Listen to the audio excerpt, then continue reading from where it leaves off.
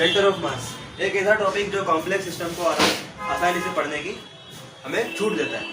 एक तरह से देखा जाए कि अगर हम किसी कॉम्प्लेक्स सिस्टम की बात करते हैं, मान लो हमने कोई सी रिजिड बॉडी ली और उसके बाद में हमने उससे एक पेन के निप के मोशन को स्टडी करने की कोशिश करी, तो निप का मोशन ज़रूरी नहीं है कि वो स्ट्रेट लाइन में जाएगा, हो सकता है वो घूमते घूमते जाए क्योंकि मैंने पेन को ऐसा उछा दिया। लेकिन अगर हम किसी भी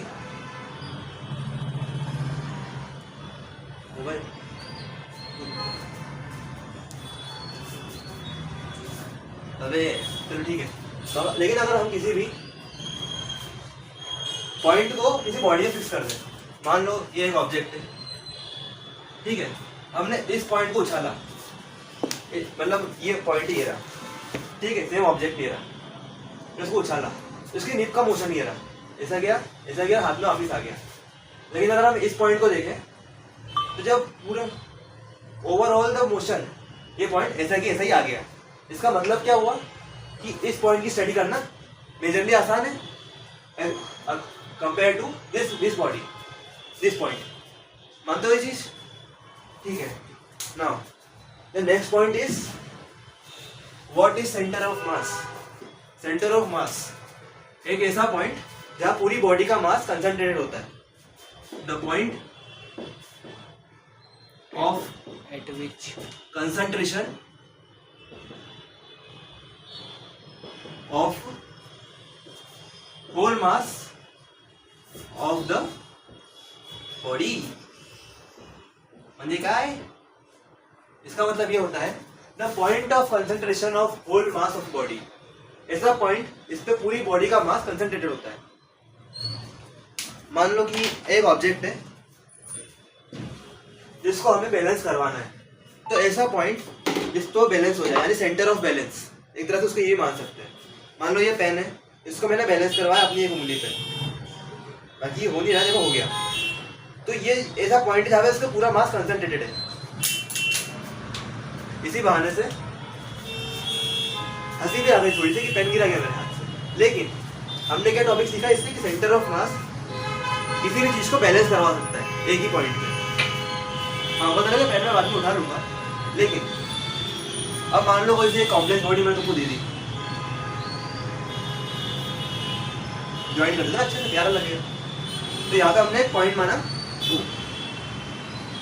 इसका मैंने उनको बोला सेंटर ऑफ मास निकाल के दिखाओ, तो क्या करना चाहिए? तो पहली अप्रोच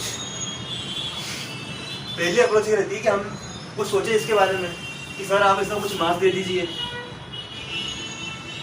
तो मास तो मैं दूंगा, कोई उसकी नई बात नहीं है। लेकिन हमने बोला कोऑर्डिनेट से centre of mass. Centre of mass mainly एक ऐसा पॉइंट होता है, तो हम पॉइंट से क्या निकाल सकते हैं? या डिस्टेंस निकाल सकते हैं या लेंथ निकाल सकते हैं। ठीक है,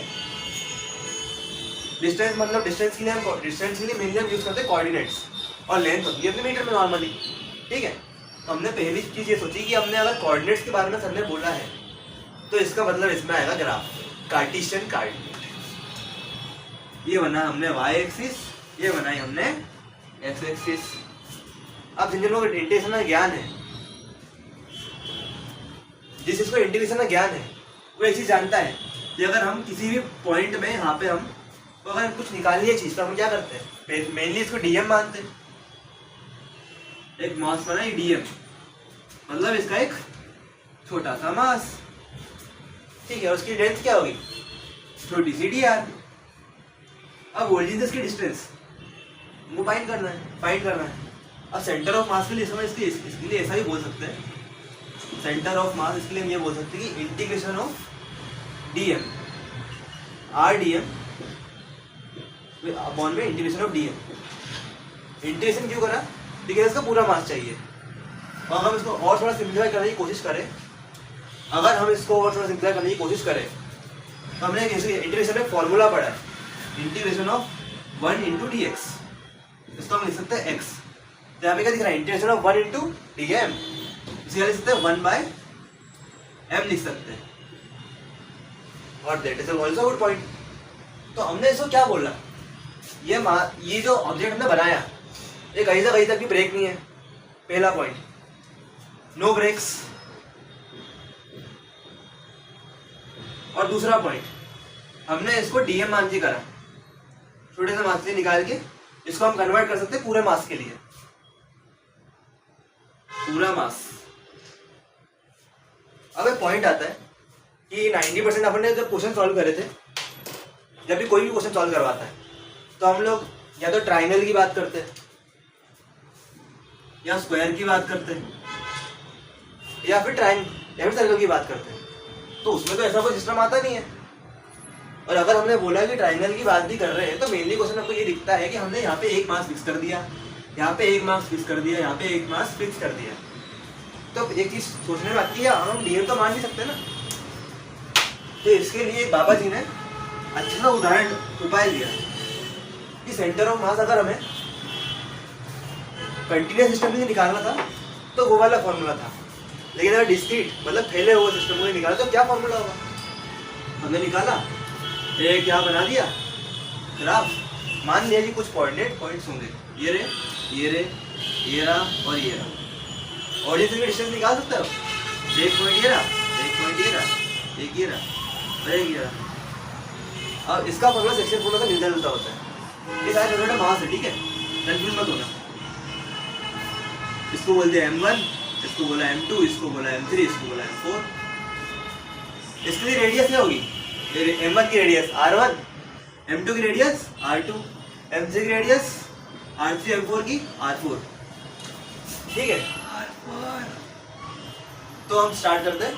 देखो हमें क्या निकालना है इसके लिए, तो R centre of mass, centre of mass R के लिए क्या होगी, सारे मास का हम तो आना चाहिए मेजरली, सारे मास का सम आएगा M1 plus M2 plus M3 plus M4, क्योंकि यहाँ पे 4 पार्टिकल लिए, यहाँ पे n नंबर ऑफ पार्टिकल यानी इनफाइनाइट नंबर ऑफ पार्टिकल ले सकते हैं। और बनेगा M1, अब इनकी रेडियस भी आएगी बीच में, क्योंकि रेडियस का कुछ ना कुछ असर पड़ेगा ना। ये सेंटर ऑफ मास आ रहा है, M1 R1 plus M2 R2 plus M3 R3, it is also better way. अब नाउ हम एक चीज सोचे कि सर आपने तो ये बता दिया, लेकिन अगर हम बात करें कि ऐसा कोई टॉपिक मिल जाए कि हमको अब 2 सिस्टम के लिए पढ़ना है। कोई सोचता है ना यार कि यार ये मार्कर तो हमको दे दिया था, हमने मार्कर तो आपको बता दिया, लेकिन अब तो मुझे चीज बताओ कि मार्कर में होते 2 पॉइंट, मेजरली 2 पॉइंट होते हैं। ये काम की चीज सुन लेना ध्यान से, मार्कर में होते 2 पॉइंट। तो अगर हम सोचे कि एक डंडा लिया और यहाँ पे एक छोटा गोला बांध दिया, यहाँ पे बड़ा गोला बांध दिया। अब आपको टास्क दिया जाएगा तो इसको अवेयर के बताओ, यानी कि एक पॉइंट पे इसको कंसंट्रेट करके बताओ। तो क्या करोगे तुम, सेंटर ऑफ मास तो मैंने इस सब के लिए बता दिया। अब मेजरली हम ये चीज मानते हैं कि सेंटर ऑफ मास हमें निकालना है इसका, तो इसका एक मैं हिंदी वर्जन बता रहा हूँ तुमको, बाकी ये इतना एक्यूरेट नहीं होता, मतलब लैंग्वेज इसकी एक्यूरेट नहीं है, लेकिन हाँ समझने के लिए कंसेप्ट अच्छा है। कंसेप्ट क्या है अपना, छोटू मास ओरिजिन पे डाल दो और बड़ा मास डिस्टेंस दे देगा, डिस्टेंस ऑफ सेंटर ऑफ मास। कैसा लगा, छोटू मास ओरिजिन पे डाल दो। अब सर आपने बहुत छोटू मास, यहाँ पे छोटा क्या दिख रहा है, इसको मैंने M, इसको माना मैंने M, कैपिटल M। हमने देख पा रहा आराम से कैपिटल M जो है इससे बड़ा है छोटू M से। तो हमने क्या बोला, पहला पॉइंट छोटू मास डाल दो ओरिजिन पे, इसको डालो ओरिजिन पे। आप पढ़ना आसान क्या हुआ, ओरिजिन के कोऑर्डिनेट्स क्या होते हैं 0,0। और अब ये आ गया बड़ू मास। बड़ू मास के लिए हम एक चीज जानते हैं, हमको कुछ भी ना पता हो, लेकिन हमें एक चीज मालूम है कि चलेगा क्या है एक्स एक्सिस में, तो इसको क्या बोल सकते हैं x,0। अब जो x,0 है it will create a difference. What difference, just like हमने बोला कि अब यहाँ पे तो हमने बना दिया ये सिस्टम, तो यहाँ से हमने क्या सकते हैं, सेंटर ऑफ मास निकालना है। तो इसका मतलब है कि पॉइंट को प्रूफ करता है, द पॉइंट प्रूवन। अब क्या पॉइंट प्रूफ करा हमने ये पॉइंट प्रूफ करा कि भारी मास माने हैवी वेट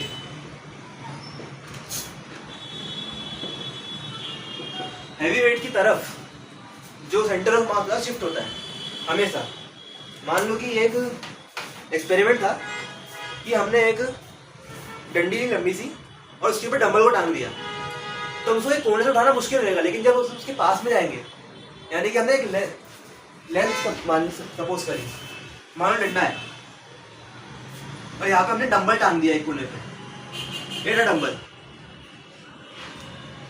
मान लो 5 किलो का डंबल है, इतने भी अमीर इतने भी गरीब नहीं अपन, 5 किलो का डंबल, ठीक है। तो हम अगर इसको इस पॉइंट से उठाएंगे, डंडे की लेंथ मान लो यहाँ पे 10 मीटर है, थोड़ा जोर भी लगना चाहिए ना, तो जब इसको उठाने की कोशिश करें तो इस पॉइंट से उठाना मुश्किल रहेगा, लेकिन हम जैसे जैसे हमारी डिस्टेंस हैंड डिस्टेंस कम करते जाएंगे उठाना आसान हो जाएगा। हमने कई सारे एक्सपेरिमेंट देखी है, चीज़ें मैं एक्सप्लेन नहीं करूँगा अच्छे से, लेकिन फिर भी इसका मतलब क्या हुआ कि सेंटर ऑफ मास जो होता है वो किस पे टिका होता है, हैवी मास कहाँ है। अब हैवी मास के लिए हम एक चीज़ देख सकते हैं कि हैवी मास वो होगा ऑब्जेक्ट का जहाँ पे, इसमें हैवी मास की एक और डेफिनेशन होती है, जहाँ पे इसका कोऑर्डिनेट लाई कर रहा है, क्योंकि ये छोटा मास होगा उस पर अपने आप 0,0 आ जाएगा ना, ठीक है, हमने उसको ओरिजिन माना है। हमेशा चीज़ों को ओरिजिन से लेकर चलोगे या विजुअलाइज करोगे तो आसानी होगी, लिख के ले लो बात। अब आते हैं कुछ सिस्टम ऐसे वाले जिन पे अपने हाथ, जिस पे क्वेश्चन आते हैं मेनली, जैसे कि हमने लिया एक सिस्टम। अब सिमेट्रिकल सिस्टम में क्या होता है, सिमेट्रिक सिस्टम में आगे अपना सर्कल, ट्राइंगल, डिस्क, कोन, हेमिस्फेयर, स्फेयर, इन सब की बातें आती है। तो अब बात ये होती है कि हमें सीक्वेंस याद रख लेंगे, जैसे कि फॉर्मूला बनाने में आसानी होती है। सीक्वेंस क्या है, चिंता, टेंशन, हर रोज सर दर्द। सर क्वेश्चन भी कराओगे? ना। चिंता, तीसरे कौन, 1-2 क्वेश्चन कराओगे ना? हाँ करवाएंगे। तीसरे कौन ऐसा दिखता है। अब टी से आएगा ट्रायंगल, जो कुछ ऐसा दिखता है। एच से हेमिस्फेयर, चिंता, टेंशन, हर रोज सर दर्द, एच से हेमिस्फेयर, ये बन गया था पॉइंट। आर से रिंग, सॉरी, एस से स्फेयर और डी से डिस्क बोल रहा हूं मैं, ठीक है।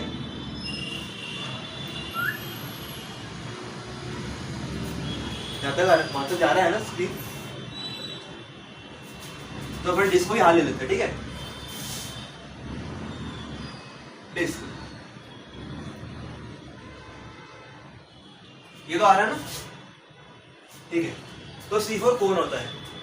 अब कोन की हम एक चीज देख सकते हैं, ये कोन। हम स्टार्ट करेंगे अब ट्रिक। सर आपने तो ये चीज हमको बता दी कि ये चिंता आपने सीक्वेंस याद करवा दिया, लेकिन अब बारी आती है कि फॉर्मूला क्या होगा। बड़े लोग पूछते रहते हैं ये चीज, बड़े लोग हैं, उनकी बात तो माननी पड़ेगी ना। हमने लिखा है आपने सब जगह 1 डाल दिया, 1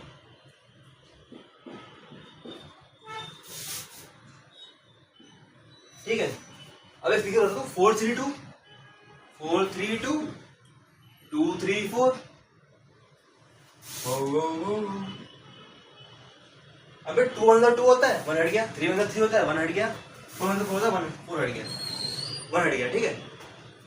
अब जब हम बोल चिंता, तो जैसा क्या जैसे चिंता निकलती है मुझसे क्या निकलता है, हाय राम, इसलिए क्या आ गया, यहाँ पे एच आ गया। टेंशन होती है, टेंशन सर पकड़ के बोलते हैं हाय राम, इसलिए एच आ गया। अब आती है यहाँ पे हर रोज सर दर्द।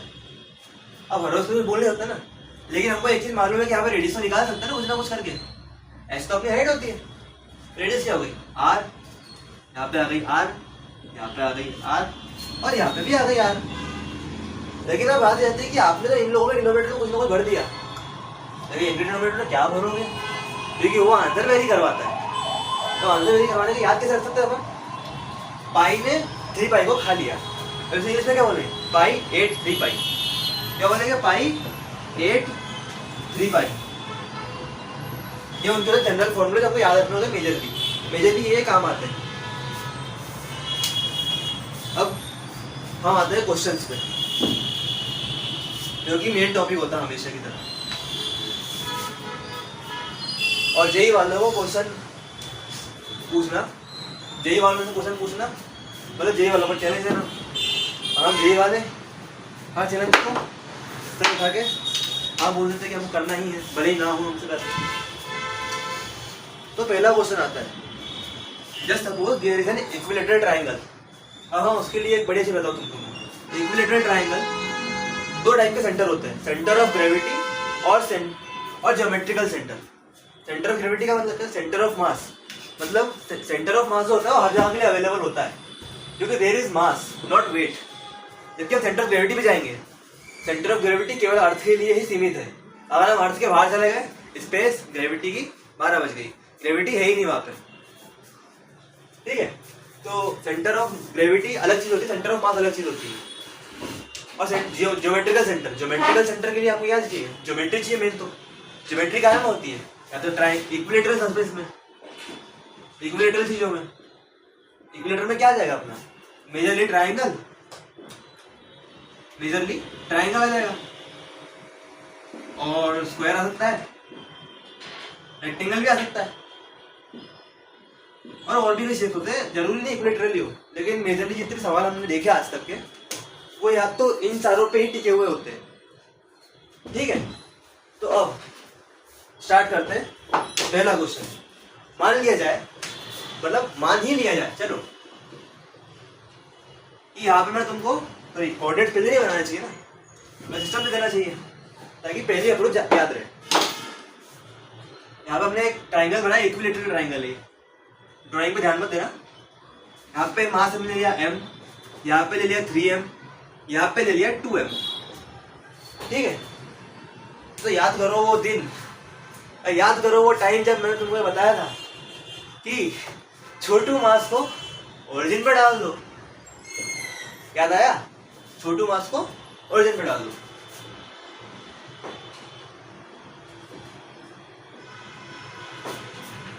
अब कोऑर्डिनेट सीखना जरूरी है, क्योंकि सेंटर ऑफ मास अगर हमको ऐसे दे दिया गया और बेसिकली हमें कुछ नहीं पता है, कोऑर्डिनेट्स निकालना इज द बेस्ट ऑप्शन, क्योंकि हमें मालूम है कि कुछ ना कुछ तो निकलेगा और जरूरी कुछ ना कुछ निकलना ही चाहिए, ठीक है। यहाँ पे माना हमने ओरिजिन, क्या बोल रहे इसको 0,0। यहाँ पे क्या आ जाएगा, इसकी लेंथ सबकी मान लो, हम मान लेते हैं 2 मीटर इसकी लेंथ सबकी, 2 मीटर 2 मीटर 2 मीटर। तो क्या हो जाएगा ये, क्योंकि इक्विलेटरल ट्राइंगल साइड्स सेम रहती है। तो ये आपका हमने बोला कि 2,0 यदि कोऑर्डिनेट तो लिखते हैं x, y, और हमें इस पॉइंट की कोऑर्डिनेट बिल्कुल नहीं पता है, अंदाजा भी ऐसा लगाएंगे अपन लोग, ठीक है। इसको हमने क्या मान लिया, x, y, लेकिन हमें मैथ्स वाले जुगाड़ निकालना हमारी खून में भरा हुआ है। हमने डाला एक यहाँ से मीडियन, और जो मैथ्स वाले जानते हैं कि मीडियन क्या करता है। अगर हम इस सेंटर से पीछे पॉइंट से एक मीडियन डाला जाए तो नीचे के दो साइड को आधे आधे में बांट देता है, आधे आधे में बांट देता है, तो 1/2 यहाँ पर आ जाएगा 1/2, ठीक है। जब ये 2 मीटर ये 1/2, हमने पढ़ी है पाइथागोरस। पाइथागोरस क्या होती है, p² = h² - b²। हाँ मालूम है h² = b² होता है, मैंने कन्वर्ट कर ली फटाफट के लिए। तो परपेंडिकुलर निकालना है, हम जानते हैं हाइपोटेनस क्या है, 2 है, इसका हो गया 4 माइनस बेस क्या है 1/2, 1/2 क्या लिख सकते 1/4। अब रूट में 4 × 4 16, 16 - 1/4 कितना हो गया, √15/4, ठीक है। ये आ गया इसकी रेट, 1 पॉइंट आ गया इसका, ठीक है, √15/4। और इसको हम लिख सकते हैं 1/2 √15। तो हमने यहाँ से देखा कि यहाँ से जो इसका पॉइंट निकाला हमने, ये लेंथ आ गई कितनी, √15/2, और ये लेंथ आ गई 1/2। तो हम थोड़ा सा इसको अच्छे तरीके से लिख लिया जाए, क्योंकि ये हर क्वेश्चन में अगर लेंथ बदल भी जाए तो फॉर्मूला या तरीका या मेथड जो भी कहना चाहो वो सेम रहेगी। तो देखा एक्स एक्सिस पे क्या चल रहा है 1/2 चल रहा है सर, और वाई एक्सिस पे क्या चल रहा है रूट का 15/2। अब सेंट्रोइड, मैंने इसको सेंट्रोइड बोलते हैं, सेंट्रोइड कैसे निकाल सकते हैं? आज हमने सुबह सुबह, सॉरी तुम लोगों ने नहीं, आज मैंने सुबह सुबह चीज पढ़ी सेंट्रोइड के लिए, सेंट्रोइड के बारे में। सेंट्रोइड निकालना हो भले मैथ्स में चाहे कहीं भी हो, क्या होता है वो m1x1 plus m2x2 plus m3x3 upon में m1 plus m2 plus m3। पता लगे जब मैथ्स में सेंट्रोइड का फॉर्मूला पढ़ते हो तो यहाँ पे mm नहीं आता और डायरेक्ट 3 आ जाता नीचे। मैथ्स वाला फॉर्मूला ये होता है x1 plus x2 plus x3 बटे 3। लेकिन अपन सेंटर ऑफ मास की बात करें तो इस फॉर्मूले को भूल जाएंगे कुछ टाइम के लिए, ठीक है। Now back to the point. तो हमने देखा m1x1, m1 की वैल्यू y एक्सिस के लिए भी 0 होगी और x के लिए भी 0 होगी m1 की वैल्यू, ठीक है, क्योंकि पॉइंट्स क्या है 0,0। नाउ m1x1 0 हो गया प्लस m2x2, m2 m1 इसको मान लेते हैं, m2x2, x क्या है इसका, x कोऑर्डिनेट 2 है इसका, तो 2m इंटू 2, m3x3, m3 होता है मास नंबर 3, मास नंबर 3 ये दिख रहा है और इसका x कोऑर्डिनेट क्या दिख रहा है 1/2 प्लस 3m/2 अपॉन में क्या होता है m1 plus m2 plus m3। अब याद रखना है चीज, हमने इसको 0 माना है तो इसको हमें हटाना नहीं, ये काम आएगा, बहुत काम आएगा, ठीक है। तो ये आ जाएगा m1 प्लस m2 क्या है 2m और m3 क्या है 3m, 4m plus 3m/2 upon में 6m। कितना हो जाएगा ये यार, मैथ्स वाला होने के बावजूद भी मेरे को 8m प्लस 3m/12m, m से m ने m को मार दिया, ये बचा 9/12। एक सेकेंड, हाँ सही है 9/12 और 12/9 को हम लिख सकते हैं 3/4। सेंट्रोइड पे सेंटर ऑफ मास का पहला कोऑर्डिनेट आ चुका है बच्चों 3,4। अब हमें निकालना है इसके लिए y एक्सिस। अब थोड़ा मैं स्पीड में करूँगा, टाइम कम मेरे पास भी, ठीक है। यहाँ पे अब कुछ चेंज नहीं होगा, फॉर्मूला पर सेम रहेगा, डरने की कोई बात नहीं है।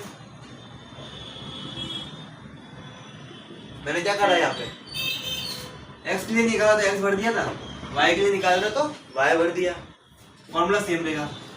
m के लिए y का कोऑर्डिनेट 0 प्लस 2m के लिए y का कोऑर्डिनेट 0 प्लस 3m के लिए y का कोऑर्डिनेट √15/2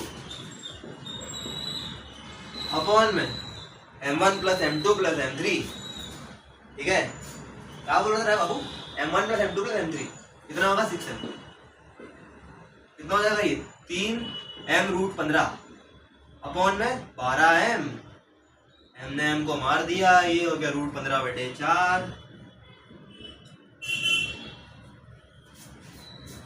तो बढ़िया बात हुई कि इसका आगे √15/4 y कोऑर्डिनेट इसका आ चुका है।